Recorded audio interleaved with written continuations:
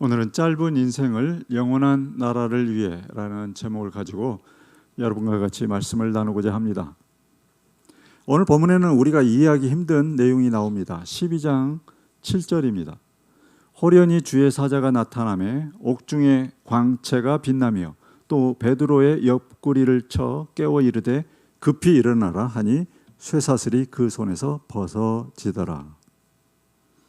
베드로는 지금 철저한 감시 속에 감옥에 수감되어 있었습니다. 한 번에 4명이 지키고 있었고 그것을 사교대로 이렇게 지키고 있었습니다. 감방이 있잖아요. 감방 안에도 간수 2명이 베드로 양쪽에서 이렇게 쇠사슬을 연결해서 한쪽 사람하고 또 다른 쪽 사람하고 이렇게 쇠사슬을 연결해서 도저히 도망가지 못하도록 이렇게 지키고 있었고, 감방 문 밖에도 2 사람이 지키고 있었습니다. 그러니까 이것은 아주 철통 경계 속에서 도저히 빠져나갈 수 없는, 빠져나갈래야 빠져나갈 수 없는 그런 상황이었던 것을 우리가 알 수 있습니다. 그러나 그런 것이 아무 소용이 없었다는 것, 그것을 또한 오늘 본문은 우리에게 보여줍니다. 천사가 베드로를 옆구리를 찌르면서 급히 일어나라 이렇게 이야기를 하니까 베드로와 군인들을 연결하고 있던 그 쇠사슬 있잖아요. 이렇게 왼쪽 오른쪽 그 쇠사슬이 소리 없이 스르르 이렇게 벗겨져 버렸습니다. 그때 아무 소리도 나지 않았고 그리고 군인들은 그것이 무슨 일인지 알지도 못했습니다. 그리고 나서 이제 천사가 감옥 문을, 그 감방 문을 이렇게 나가자 베드로도 그것을 빠져나갔습니다. 물론 이 감방 문은 꽁꽁 이렇게 닫혀 있던 그런 상태였죠. 이런 것을 현실적으로는 우리가 도저히 이해할 수가 없는 그런 일들입니다. 이때 군인들은 뭐 하고 있었을까요? 잠자고 있었을까요?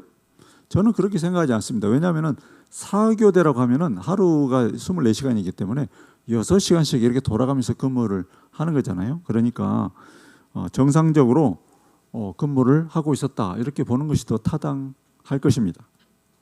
그런데 그들은 아무 소리도 듣지 못했고 아무것도 보지를 못했어요. 무슨 일이 벌어지고 있는지 그들은 전혀 알지를 못했습니다. 이제 천사하고 베드로가 그 감옥들을 이렇게 지나서 그 감옥에 큰 대문 있잖아요. 쇠로 된 아주 큰 그 대문 앞에 이르렀는데 천사가 그 감옥의 대문이니까 얼마나 단단하게 잠겨 있었겠어요. 그렇지만 천사가 앞장서자 문이 이렇게 그 커다란 쇠문이 스르르 이렇게 열렸습니다. 저절로 열렸습니다. 물론 아무 소리도 들리지 않았고 아무도 대문이 열리는 것을 알지 못했습니다. 이런 일이 너무 생소해서 당사자인 베드로도 도대체 무슨 일이 일어나고 있는지 너무 당황스럽고 어리둥절한 그런 상태로 계속 이렇게 천사를 따라가는 그런 모습을 볼 수가 있습니다. 그것이 이제 9절에 이렇게 기록이 되어 있는데요. 베드로가 나와서 따라갈새 천사가 하는 것이 생시인 줄 알지 못하고, 생시인 줄 알지 못하고, 이게 생시예요. 그러니까 우리 일상적으로 평상시에 그런 일이 일어나고 있는 것을 알지 못하고 환상을 보는가 아니라 이렇게 기록되어 있습니다. 그렇지만 이런 일이 환상 속에서 지금 일어나고 있는 것이 아닙니다. 결코 아닙니다. 베드로는 분명히 감옥에서 이렇게 나왔어요. 그리고 천사가 베드로에게 띠를 띠고 신을 신으라고 이렇게 말했어요. 그러니까 띠를 띠고 신을 신었어요. 겉옷을 입고 따라오라고 했습니다. 그래서 겉옷을 입고 따라갔습니다. 마침내 그 감옥 바깥으로 나간 거죠. 꿈도 아니고 환상도 아니고 생시에 일어난 일이 분명합니다. 이렇게 본문은 이 실제로 있었던 일을 기록한 것입니다. 어떤 그 소설을 쓴 게 아니에요. 누가 기록했습니까? 이성적이고 그러니까 의사인 누가 기록했죠. 근데 그 사람이 아주 이성적이고 아주 치밀한 사람이었거든요. 그러니까 의사로서 이거는 도저히 말이 안 돼. 내가 이해할 수 없어. 그러면은 이 사람이 그것을 기록 기록하지 않았을 겁니다. 그래서 기록할 때 그 각 저자의 그 성격들이 담겨 있잖아요. 그렇지만 의사인 누가가 그것을 그대로 기록했는데 굉장히 자세하게 그것을 기록하고 있습니다. 만약에 자기가 이해가 안 됐으면 그것을 생략하거나 아니면 요약해서 그 이해가 되지 않는 부분들을 뭉뚱그려서 이렇게 기록했을 거예요. 그 중에서 쇠사슬이 소리 없이 이렇게 풀어졌다든가, 쇠사슬이 단단하게 묶여 있었는데 그냥 슬그머니 이렇게 풀어진 그런 일이라든가, 감방문을 그냥 이렇게 통과한, 이 감방문이 잠겨 있었거든요. 근데 그 감방문을 잠겨 있는 채로 그대로 빠져나간 것이라든가, 그리고 커다란 그 쇠로 된 감옥 대문이 저절로 이렇게 열린 것이라든가, 이런 것들은 정말 이해는 되지 않지만 실제로 일어났던 일, 그것을 누가가 그대로 기록하고 있습니다. 저는 이 본문을 읽으면서 이게 하나의 그 육체 한계를 뛰어넘은 거잖아요. 우리의 어떤 일상적인 이해로서는 이해가 되지 않아요. 그래서 이러한 그 육체 한계를 뛰어넘는 그런 사건을 보면서 요한복음 6장 63절 말씀이 떠올랐습니다. 무엇입니까? 살리는 것은 영이니 육은 무익하니라. 이 말씀입니다. 우리가 꼭 기억해야 할 것이 있습니다. 영이 살면 혼이 살고 육이 삽니다. 반면에 영이 죽으면 혼이 죽고 그리고 육이 죽습니다. 살아있어도 살아있는 것이 아니라는 말씀입니다. 그러니까 영이 살지 않으면, 사람이 영적으로 죽어 있으면 사는 게 아니에요. 육은 철저하게 영에 종속된 존재입니다. 그 주된 이유는 영은 영원한 반면에 육은 한시적인, 따라서 한시적인 가치를 갖기 때문입니다. 이것을 잘 이해하셔야 합니다. 생각해 보십시오. 사람이 일단 죽으면 육은 아무런 가치가 없습니다. 물론 그 시신을 시체 해부하는데 그렇게 사용할 수도 있겠죠, 의학적으로. 그렇지만 그런 다음에는 또한 아무런 가치가 없습니다. 제 아무리 절세 미인이었어도 영웅호걸이었어도 죽은 다음에는 사람들이 관심을 가져주지 않습니다. 땅속으로 들어가서 썩거나 화장이 되어서 재가 될 뿐입니다. 다시 말해서 육은 살아있는 동안에만 의미가 있고 또한 가치가 있을 뿐입니다.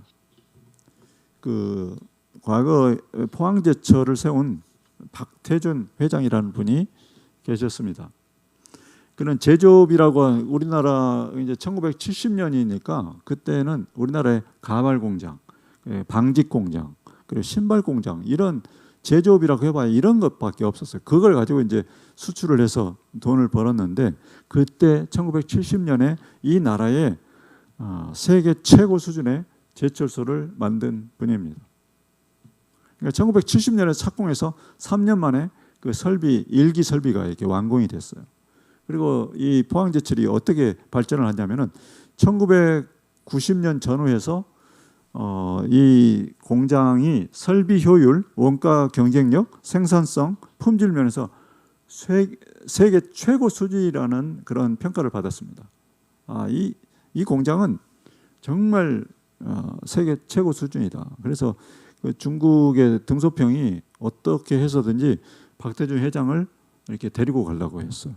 그렇지만 가지 않았죠. 그런데 이 박 회장 이분에게 아주 특이한 것이, 그는 그 포항제철 주식을 한 주도 가지고 있지 않았다고 합니다. 다른 사람 같으면은 어떻게 하면 이제 이 회사가 이게 커지고 아주 회사가 아주 세계적인 회사가 됐잖아요. 그러니까 스탁 옵션이나 여러 가지 방법을 통해서 개인적인 부를 이렇게 축적하는데 관심을 많이 가졌을 텐데, 그는 이제 그런 자기 월급 외에 아무것도 챙긴 것이 없었다고 합니다. 이것을 어떻게 알게 되냐면은, 이제 1980년에 신군부가 들어섰잖아요. 그래서 신군부가 그 재벌들이 이제 부정 축제를 했을 거라고 이렇게 생각을 하고, 포항제철도 역시 마찬가지로 박태준 회장 저 사람은 분명히 부정 축제를 했을 것이다 이렇게 해서 조사를 했는데 아주 철저하게 탈탈 털어서 이렇게 조사를 했는데 그때 아무런 내용을 발견하지 못했다는 것입니다. 그래서 이제 이 사람이 굉장히 청렴한 사람이다 그런 사실을 우리가 알게 됐는데 적어도 아무튼 이때까지는 그가 그랬던 것 같습니다. 그래서 그는 오직 하나의 목표, 이 포항제철을 세계 최고의 제철소로 만들겠다. 그런 그 하나의 목표, 그 목표에만 집중했던 것으로 보입니다. 그는 그것을 위해서 직원들에게 그 입버릇처럼 했던 그 말이 있다고 해요. 뭐냐면 짧은 인생을 영원한 조국을 위해, 영원한 조국에, 뭐 이런 짧은 인생을 영원한 조국에 이 말을 계속하면서 직원들을 독려하고 그 세계 최고의 조선소, 제철소를 이렇게 만들었다고 그렇게 합니다. 제가 정말 이 구호를 접했을 때 참 감동을 받았어요. 믿지도 않는 사람이 이런 구호를 외쳤다고 하는 거. 물론 그 의미는 다르지만 짧은 인생을 영원한 조국에, 이것을 다른 말로 이렇게 우리가 바꾸면은 짧은 인생을 영원한 나라를 위해 이렇게 바꾸면 정말 우리의 신앙 지침, 아주 우리의 핵심적인 신앙 지침이 되는 것입니다. 짧은 인생이지만 영원한 나라를 위해서 살면 가치가 있는, 어느 누구와 비교해도 가치가 있는 그런 인생이 되는 것입니다. 그러나 그 짧은 인생 동안 한시적인 영광만을 추구한다면 아무런 가치가 없는 인생이 되고 마는 것입니다. 그럼에도 사람들은 무던히도 그것에 집착합니다. 잠시 후면 사라질 것, 그러한 것에 얽매여서 욕심을 부려. 그러다가 죽기 직전에야 후회를 합니다. 그래도 내가 좀 더 그 영원한 것을 위해서 살 걸, 이런 후회를 하는 것입니다. 우리는 보통 생각합니다. 눈에 보이는 것이 실상이고 눈에 보이지 않는 것은 허상이다, 이렇게 생각해요. 그렇지만 그와 반대일 수도 있습니다. 눈에 보이지 않는 영원한 것이 실상이고 눈에 보이는 유한한 것은 허상일 수 있습니다. 실상이라고 하는 것은 실제로 있는 거, 허상이라고 하는 것은 없는 거예요. 있는 것과 없는 것.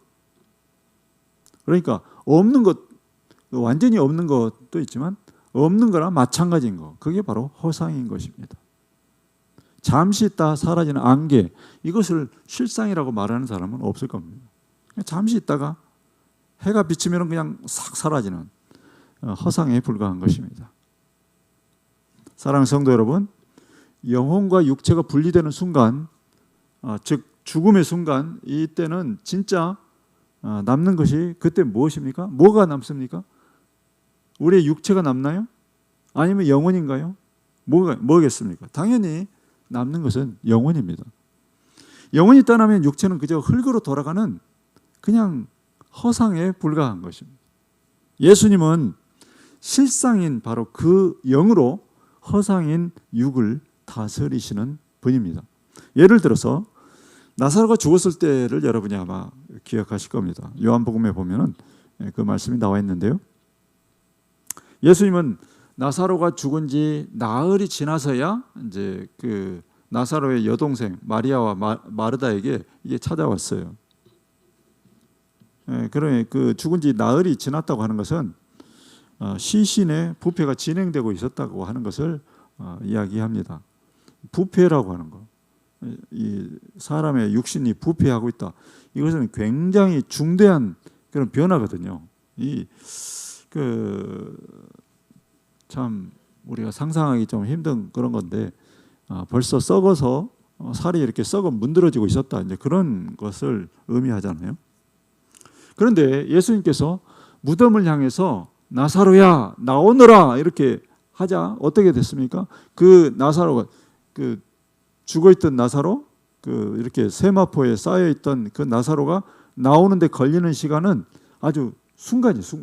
순간적으로 그 죽음에서 생명으로 이렇게 넘어오는 그런 것을 우리가 볼 수 있는데, 이처럼 하나님 안에서는 육체의 소멸과 소생, 그리고 수축과 팽창 이런 것들이 아주 순식간에 일어나는 것입니다. 하나님 안에서만 가능한 일입니다.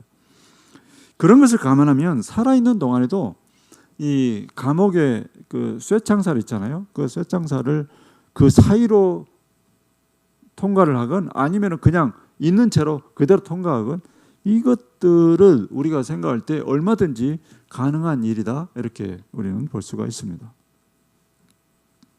예수님도 그 정상적인 육체를 가진 상태에서 그 몸이 영광스러운 몸으로 이렇게 변화되셨잖아요. 영광스러운 모습으로 변화되셨어요. 빌립의 경우에도 그가 정상적인 육체를 가진 상태에서 우리가 일반적으로 설명하기 힘든 그 순간 이동, 그것을 했죠. 그 이디오피아 내시하고 이렇게 세례를 주고 순간적으로 이렇게 사라진. 빌립이 세례를 베풀고 둘이 물에서 올라올새 주의 영이 빌립을 이끌어간지라. 이게 영어로 말하면 스네치, 이렇게 다 이렇게 집어서 옮겨버리는 이제 그런, 그게 성경에 지금 기록되어 있는 거죠.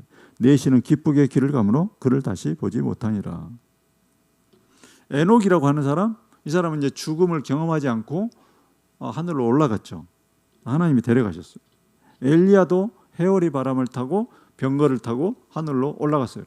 그들이 정상적인 육체를 가진 상태에서 그 어떤 공간을 초월한 그러한 일들을 성경이 기록하고 있습니다. 그러니까 오늘 본문에서 그 감옥 문을 나설 때 어떻게 나섰느냐, 얼마든지 가능한, 뭐 문이 열려서 나갔건 아니면은 그 쇠창살을 통해서 나갔건 아니면 그대로 나갔건 모든 것이 가능할 수 있다고 저는 그렇게 이해를 합니다. 그래서 우리가 성경에 나오는 아주 그 기적과 같은 그런 일들 우리가 다 설명할 수는 없지만 또 설명하려고 하면은 또 설명이 될 수 있는 그런 것이다, 이렇게 말씀드릴 수 있겠습니다. 사랑하는 성도 여러분, 저는 오늘 어떤 신비한 세계를 말하고자 하는 것이 아닙니다. 육은 영에 종속된 존재다. 그리고 영의 의지에 따라서 그 육은 따라 움직일 수 있다, 그런 이야기입니다. 영이 이렇게 하고자 하면은 육은 그 어떤 한계가 있지만 영이 하고자 하는 대로 그대로 할 수 있는 그런 존재가 또한 우리인 것입니다. 그렇다면 무엇을 위해 살아야겠습니까? 그 답은 뻔한 거죠. 영을 위해서 살아야겠죠.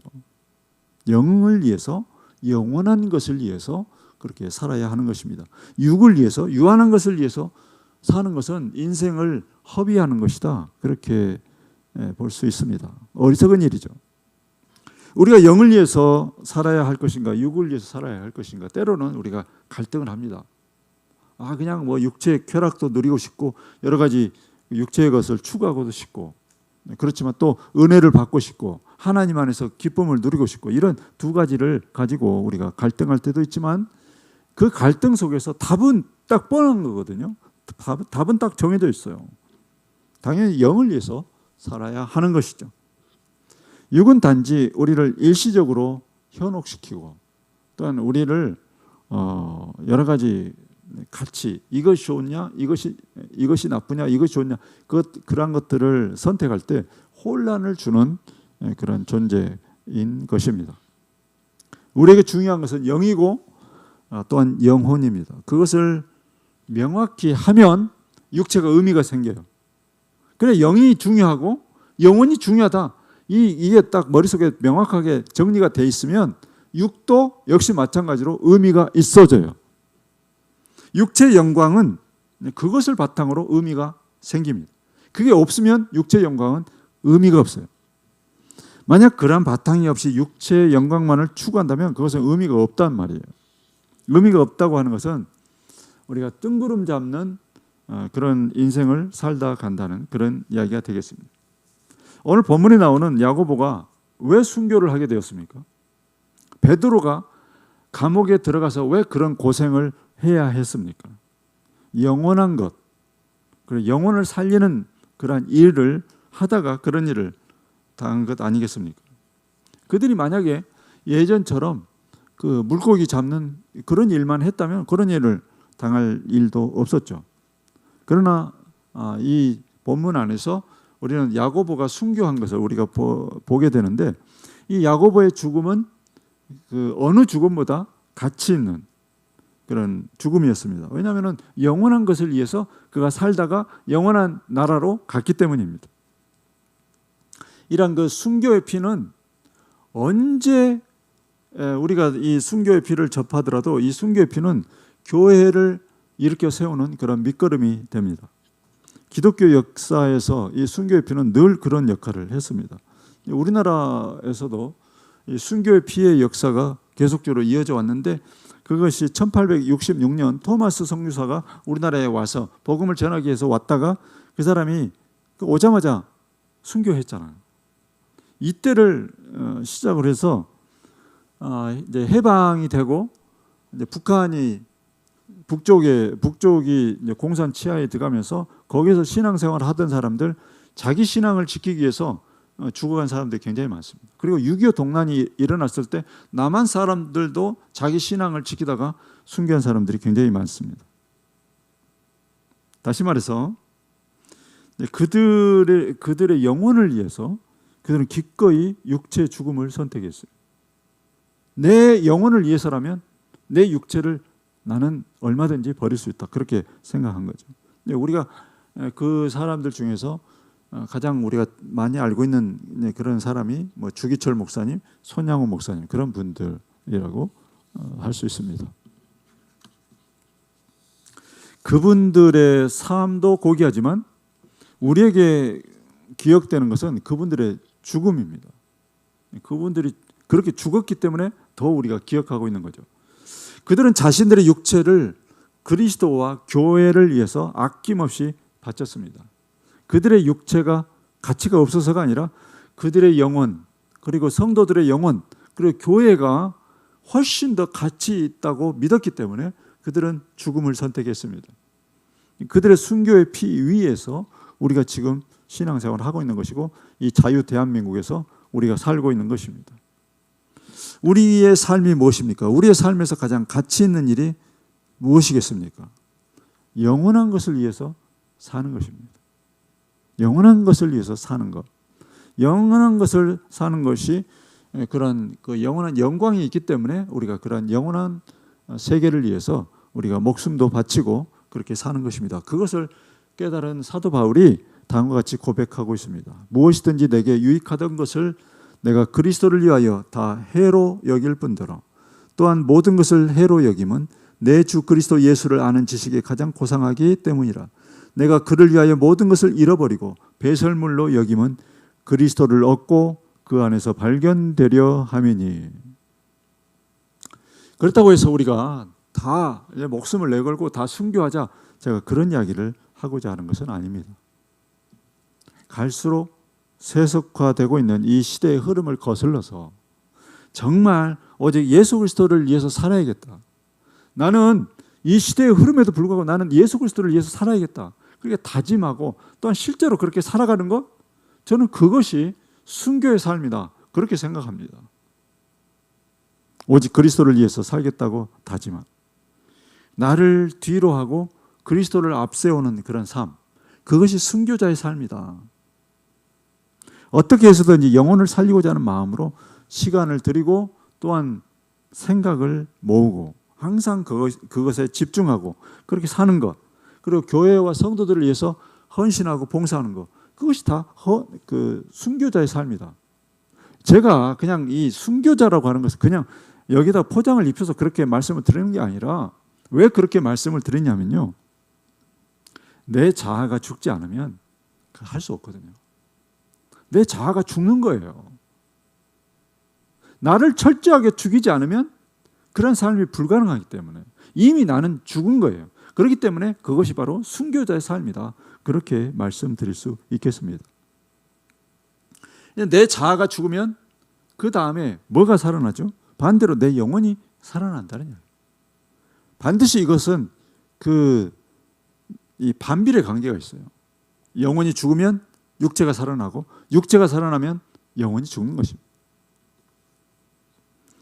그래서 어느 하나가 살면 다른 하나는 반드시 죽을 수밖에 없습니다. 그래서 결국 우리 인생이 유익하려면 자아가 죽어야 돼. 우리의 자아가 죽어야 우리의 영혼이 유익함을 얻고 인생이 유익해집니다. 나는 죽고 그리스도만, 그 워치만 니가 그런 그 책을 썼는데 그 책처럼 나는 죽고 그리스도만 그렇게 살아가는 우리가 돼야 될 줄로 믿습니다. 자아가 죽어버리면 뭐 그런 질문을 하실 분도 계실 것 같아요. 자아가 죽어버리면 나는 어디에 있는 거죠? 뭐 그건 너무 좀 이상한 거 아닙니까? 나는 없어지는 거 아닙니까? 이렇게 말씀하실 분이 계실 것 같아요. 걱정하지 마십시오. 나는 결코 없어지지 않습니다. 내가 없어지는 게 아니라 나라고 하는 존재가 그 그리스도로 이게 업그레이드 되는 거예요. 내 자리에 그리스도가 사시고 그리스도가 사시기 때문에 나의 모습이 그리스도로 업그레이드 되는 것이 바로 그런 것이다. 이렇게 말씀드릴 수 있겠습니다. 내가 그리스도처럼 사는 것이 되는 것입니다. 예수께서 말씀하셨습니다. 나를 믿는 자는 내가 하는 일을 그도 할 것이요 또한 그보다 큰 일도 하리니 이는 내가 아버지께로 감이라. 그러니까 단지 무슨 일을 하라는 것이 여기서 이 말씀이 하시는 말씀은 뭐냐면은 어떤 일을 해라, 예수님보다 더 큰 일을 해라, 그런 것이 아니라 그 고귀한 인생을 선택하라는 것입니다. 고귀한 인생, 영혼이 중심이 된, 영혼을 위해서 사는, 영원한 나라를 위해서 사는 그러한 삶, 고귀한 삶을 선택해라, 그런 말씀인 것입니다. 그 인생은 영원한 것을 위해서 사는 것이고, 영원한 것을 위해서 살면은 영원히 남는 것을 위해서 사는 것입니다. 영원한 것의 가치는 유한한 것의 가치와 비교할 수가 없습니다. 그냥 영원하다는 게 아니에요. 정말 비굴한 상태로 영원히 사는 것, 그것은 아무것도 아니겠죠. 여기서 영원하다고 하는 것, 영원한 가치가 있다고 하는 것, 그것은 무슨 말씀이냐면은 완전한 영원함입니다. 완전한 영원함, 그것을 가리킵니다. 제한된 자원이 아닙니다. 무한한 자원을 누리는 것입니다. 제한된 공간이 아닙니다. 무한한 공간을 누리는 것입니다. 제한된 시간이 아닙니다. 무한한 시간을 누리는 것입니다. 제한된 영광이 아닙니다. 영원한 영광입니다. 영원토록 누리는 그런 영광입니다. 그것을 베드로가 눈을 뜬 거예요. 그의 삶에서 그것이 가장 중요한 일이죠. 그것에 눈을 뜬 베드로가 이제 복음을 전하다가 감옥에 잡혔습니다. 그렇지만 그 베드로가 그 감옥 안에서 영원한 것을 맛보게 됐어요. 오늘 본문이 그것을 말하고 있습니다. 그 일을 천사가 도왔습니다. 그것은 그가 누릴 영원한 것에 비하면 아주 그냥 잠깐의 일이지만 우리가 볼 때 그 잠깐의 그 영원한 것, 그 영원한 것처럼 보이는 그것이 우리가 볼 때는 아주 대단한 거잖아요. 그렇지만 우리가 그 다음에 우리가 완전히 우리의 육체의 몸을 벗었을 때는 훨씬 더 많은 것들을 우리가 경험하게 될 것입니다. 거기에는 제한된 것이 없었습니다. 거기에는 아무 거칠 것이 없었어요. 베드로가 경험한 것이 그러잖아요. 감옥에서 나올 때 그가 경험한 것은 거칠 것이 없이 천사를 따라서 그가 그 일을 경험했습니다. 그의 앞길을 막는 것은 아무것도 없었습니다. 그는 감옥에 갇혀 있을 수가 없었습니다. 아무도 그를 감옥에 가둬둘 수가 없었습니다. 쇠사슬이 그를 묶어둘 수가 없었습니다. 군인들이 그를 둘러싸고 있었지만 군인들이 그를 지킬 수가 없었습니다. 그가 감옥문을 나섰지만 아무도 그를 막아서지 못했습니다. 이것이 영원한 것의 실체입니다. 그렇다면 무엇이 두렵습니까? 죽더라도 이 영원한 것은 살아있는 것이고 그 죽은 다음에 영원한 영광을 누리는 것인데 우리가 무엇을 두려워하며 살겠습니까? 사랑하는 성도 여러분, 이러한 것은 단지 눈으로 보는 것만이 아닙니다.